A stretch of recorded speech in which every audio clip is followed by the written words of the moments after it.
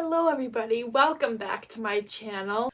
I don't even know what my channel is called at this point. Sometimes it's Canadian Roast Crunch, sometimes it's Christine Marie. I don't even know it. Anyways, whatever my channel is called, welcome back to it.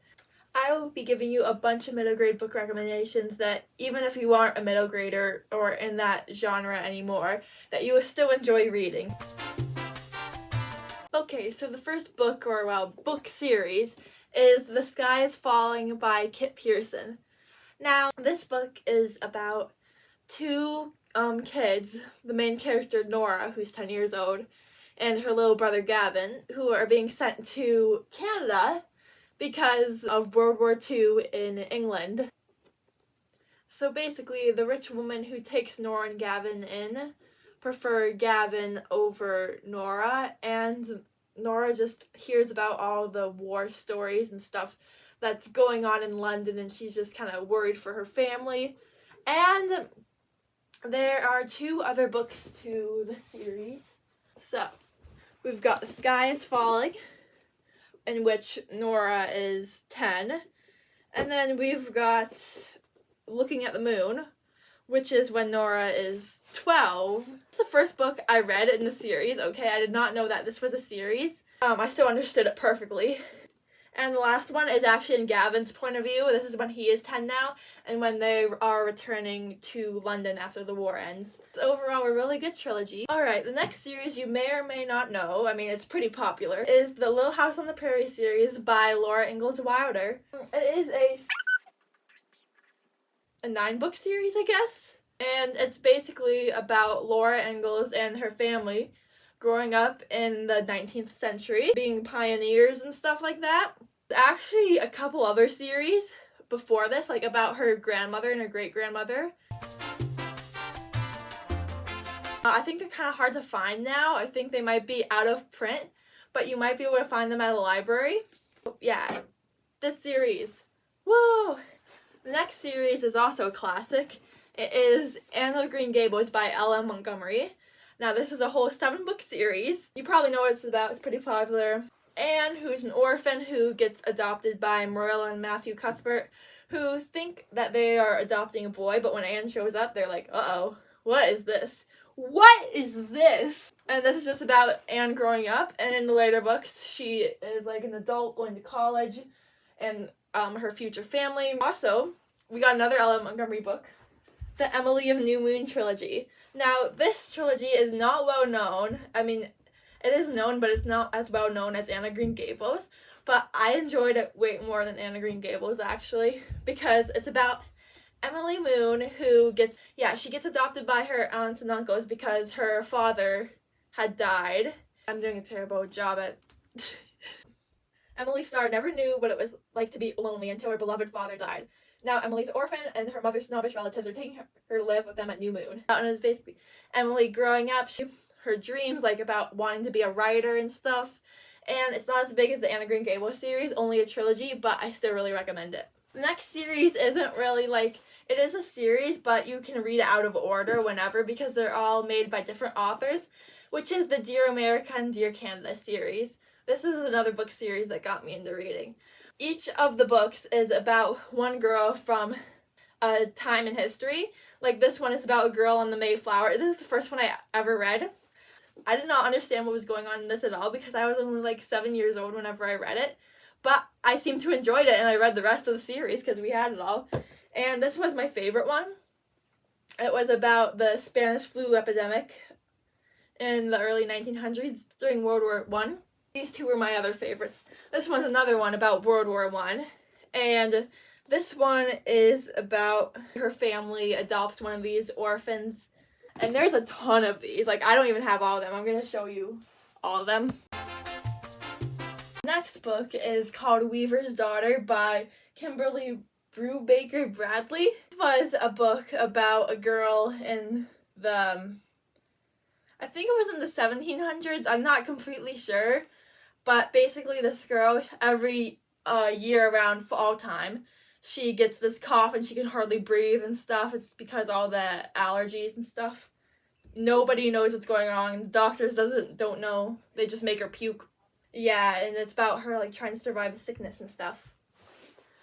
The next book recommendation are Jennifer A. Nielsen historical fiction books. She wrote a ton of historical fiction books. I've only read 2 of her books before. I got them both out of the library. One was called Rescue, about a girl who decoded like codes and stuff from World War II, and another one was called Resistance, which was like a rebel group during World War II. And this one is Lines of Courage, which is a World War II one. 5 people, they face the challenges of the war and stuff like that. I have not read this yet, but this and the rest of her books are on my TBR. Like, I know there's one called Iceberg, which is about the Titanic, which I also really want to read. But yeah, this is the only one that I own right now. But I'll probably get other ones out of the library. And we'll be coming back to Jennifer A. Nielsen, don't you worry. And the last book in the historical fiction classics category is The Star That Always Stays by Anna Rose Johnson. Now, this book was super good. It said that it's perfect for fans of Anna Green Gables. It's about this girl who's like half native, and her mother divorces her father, and this is in like the 1900s. Her mother marries a new man, and he has a stepson, and trying to figure out how to deal with that, along with all the struggles with school. It's about Norvira and her struggles as a 14-year-old. And I really recommend this. Yeah, this is why it's in the video though. That's because I recommend it. We are moving on to the fantasy category with Dragon Slippers by Jessica Day George. Now, this is a trilogy. A fantasy trilogy, obviously. I get a terrible time explaining this, so I'm just going to read the back of it. After Creo's aunt sacrifices her to a dragon, Creo refuses to wait for a knight to rescue her. Instead, she bargains for her escape and wins her freedom, along with a pair of blue slippers. As she sets out to find her fortune in the king's city, she meets and befriends another dragon. But when she arrives in the city, strange things start to happen. Creo realizes that her mysterious slippers are more than just a pair of shoes. They possess magic that could save the kingdom or destroy it. And yeah, this is a trilogy. And I think I need to reread this because I hardly really remembered what happened in this book. Another book recommendation is also by Jessica Day George, which is called The Rose Legacy. I still don't really remember what happened in this because I read this like a couple years ago. But I just remember it's about a girl who goes to live with her uncle who owns like a horse farm or something. But it's fantasy, so they're like in a different kingdom and stuff. And the horse talks to her. I know this sounds really goofy, but it was actually really good.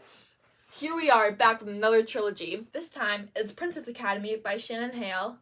Now, this book is about Miri, she lives in the mountains, and she has her little pet goats and stuff.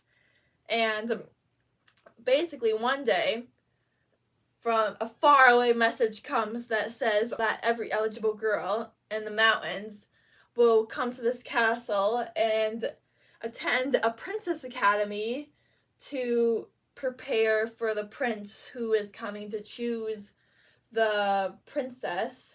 The next book series is The Unwanteds by Lisa McMahon.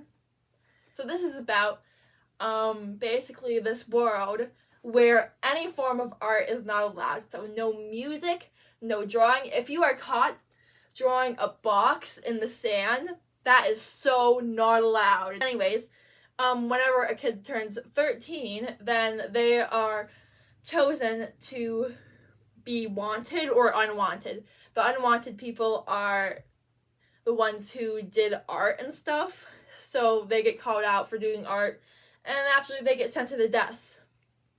Or so they think. Because they get brought to another world where art and stuff is like, whoa, yeah, art, we love art. Yeah, and there's this guy named Mr. Today who saves all of the kids who are being sent to their deaths. And there's like talking statues and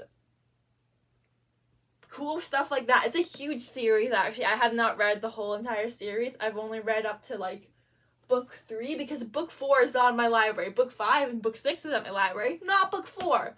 What a scam, what a ripoff. I'm actually a series that comes after this too. I have not read it, but keep that in mind, I guess. Okay, remember when I said that we were going to go back to Jennifer A. Nielsen? We're back to Jennifer A. Nielsen with her fantasy series, The False Prince. It is middle grade, but it kind of reads like YA, but like a middle grader could read this. Like, I would rate this book probably 9+, maybe 10+, because there's like war and stuff, and it might be kind of difficult to understand because it's set in like a medieval fantasy world. But like, you know, a 9-year-old could read this. Look, I got this book from a thrift store. Some other kid loved it. See, look, they wrote my heart. That means they love this book, so that means you should read it. So this is about Sage, who is an orphan.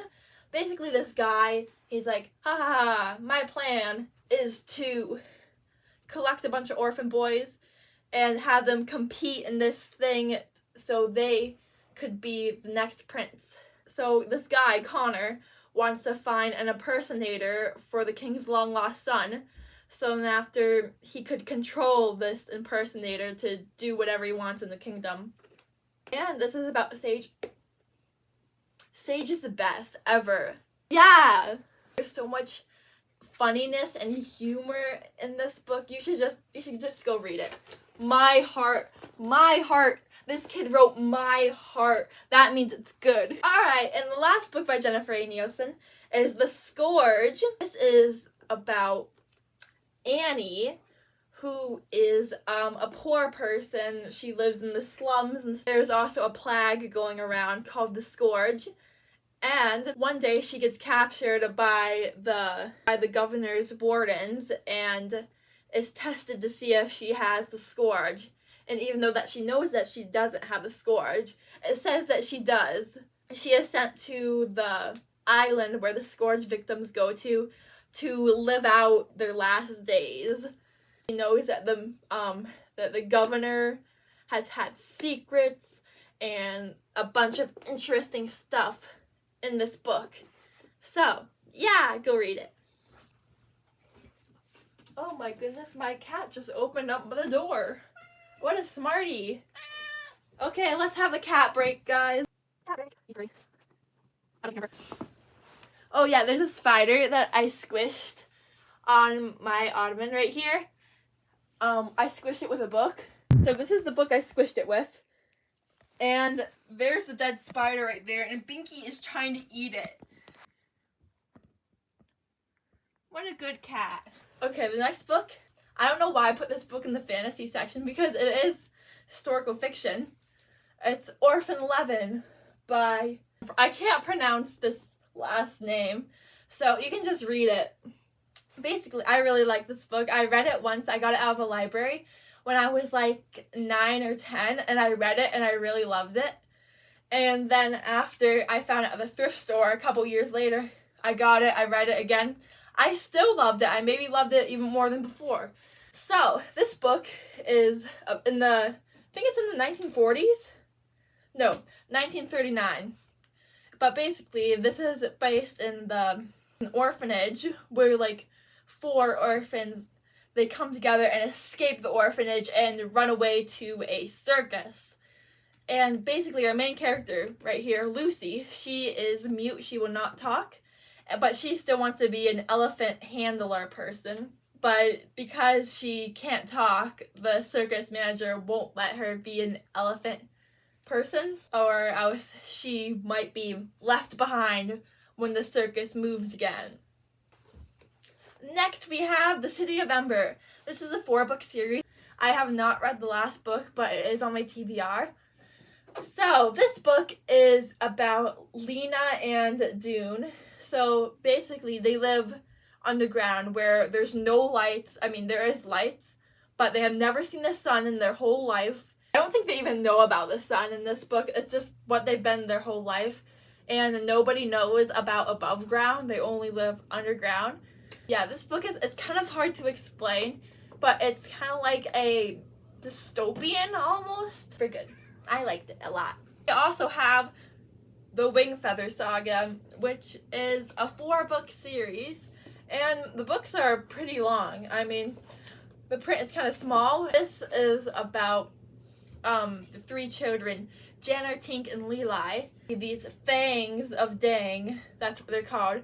They're like these lizard things. They overrule the whole entire, the whole entire country. And they're big meanies. They're jerks. Yeah, there's a huge plot twist at the end of this book, so. Hello?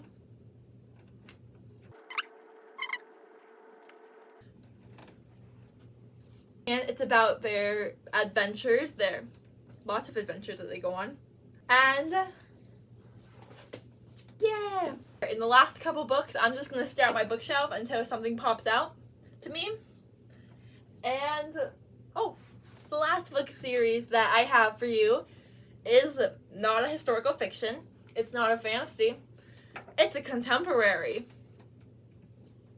Binky also likes this book too. Okay, so this is about four sisters. We have Rosalind, who's like the responsible one, the responsible, practical one.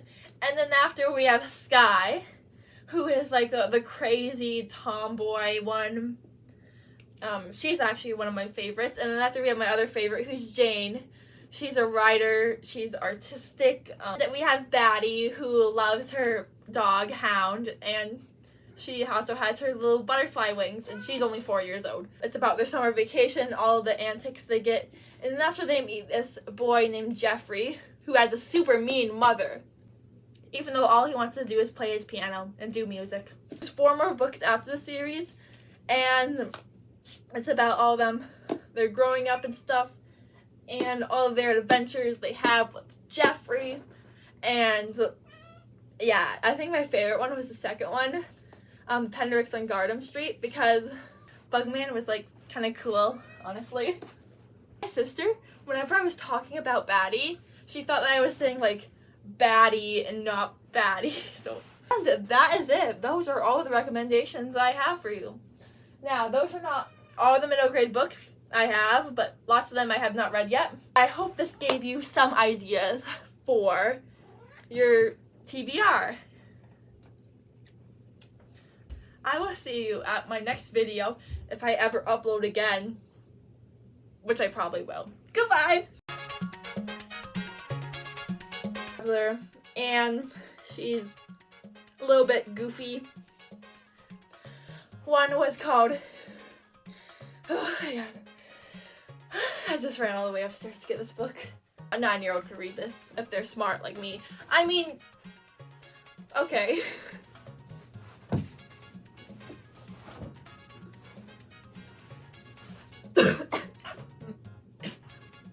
I just choked on air.